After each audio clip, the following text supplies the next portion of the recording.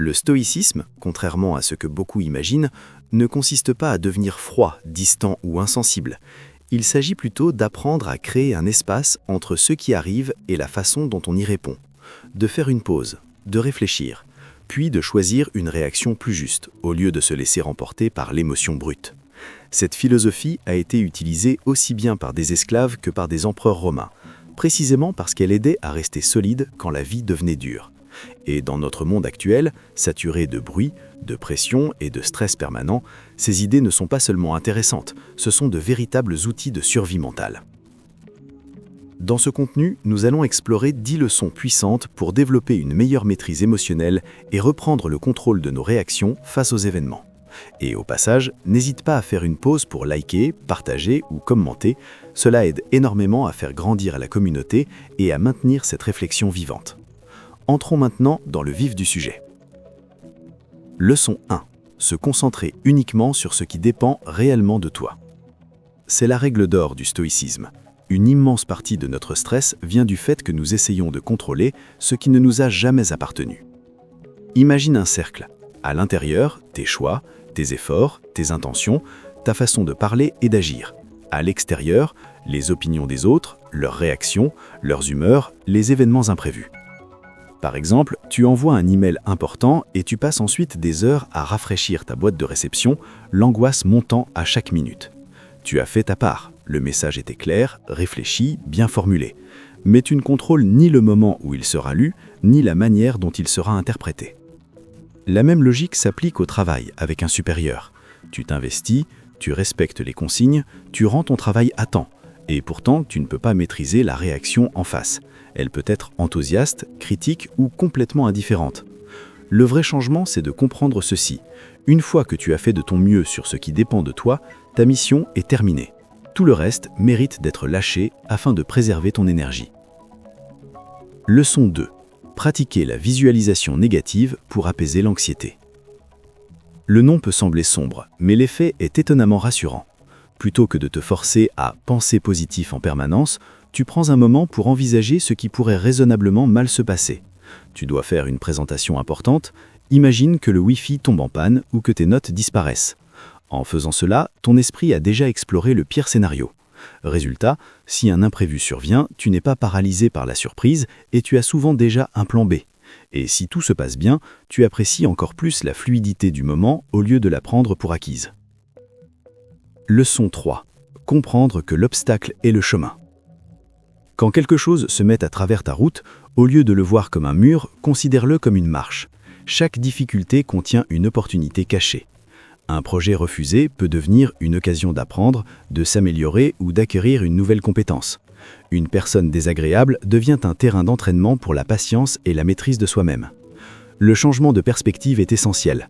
L'obstacle ne bloque pas ton chemin, il le construit. Il te façonne, lentement mais sûrement, en une version plus solide et plus consciente de toi-même. Leçon 4. Aimer son destin, l'amor fati. Les stoïciens parlaient d'amor fati, l'amour de ce qui arrive. Il ne s'agit pas de se résigner passivement, mais d'arrêter de lutter contre la réalité. Se battre contre ce qui est déjà là revient à essayer d'arrêter la pluie avec ses mains, c'est épuisant et inutile. Le stoïcisme nous invite à accepter la situation telle qu'elle est, puis à l'utiliser intelligemment.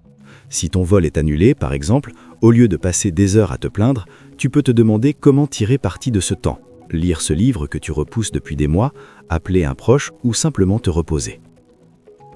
Leçon 5. Prendre de la hauteur quand tout semble écrasé. Quand le stress grossit les problèmes, cette pratique permet de respirer à nouveau. Imagine-toi vu du plafond, puis au-dessus de ta ville, de ton pays, et enfin de la planète entière. À cette échelle, une remarque désagréable d'un collègue ou un post ignoré sur les réseaux sociaux perd soudain toute son importance. Prendre du recul rappelle que la plupart des soucis sont temporaires et destinés à disparaître. Leçon 6. Créer un tableau de score intérieur. Si ton bien-être dépend des compliments, il s'effondrera au premier reproche. Dans ce cas, tu as donné aux autres les clés de ton état émotionnel. La solution est simple mais puissante. T'évaluer selon tes propres critères. As-tu agi honnêtement? As-tu fourni un effort sincère? As-tu respecté tes valeurs? Si la réponse est oui, alors tu peux te considérer en paix avec toi-même, indépendamment de la vie extérieure. Leçon 7. Entraînez-vous volontairement à la simplicité. Beaucoup de nos peurs tournent autour de la perte de confort, de sécurité ou de statut. Les stoïciens démorçaient cette angoisse en vivant parfois volontairement plus simplement. Manger des repas basiques pendant quelques jours, se passer de téléphone, dormir sans confort excessif, l'effet est souvent révélateur. On découvre que même dans le pire scénario, on va bien. Et cette prise de conscience te rend beaucoup plus difficile à effrayer ou à manipuler. Leçon 8. Protéger ton temps comme s'il s'agissait d'argent.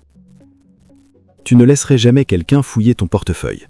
Pourtant, nous laissons régulièrement des distractions et des conflits inutiles voler des heures entières de notre vie. Or, le temps est bien plus précieux que l'argent, car il est impossible à récupérer. Apprends à être sélectif avec ton attention. Évite les débats stériles, les drames en ligne et tout ce qui n'a pas de réelle valeur. Demande-toi, est-ce que cela mérite une part de ma vie ? Si la réponse est non, détourne-toi sans regret. Leçon 9. Se rappeler que tout est temporaire. Memento mori. Cette idée n'est pas morbide, elle est éclairante.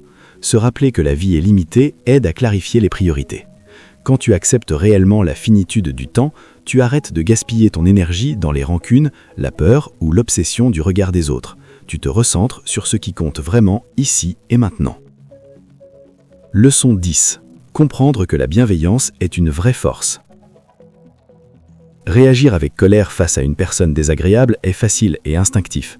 Rester calme et amable demande au contraire une grande maîtrise de soi-même. Marc Aurèle considérait la bienveillance comme une preuve de puissance intérieure. Quand quelqu'un se montre hostile, essaie de le voir comme une personne perdue ou en difficulté. En choisissant la bienveillance, tu montres que tu contrôles tes émotions et non l'inverse.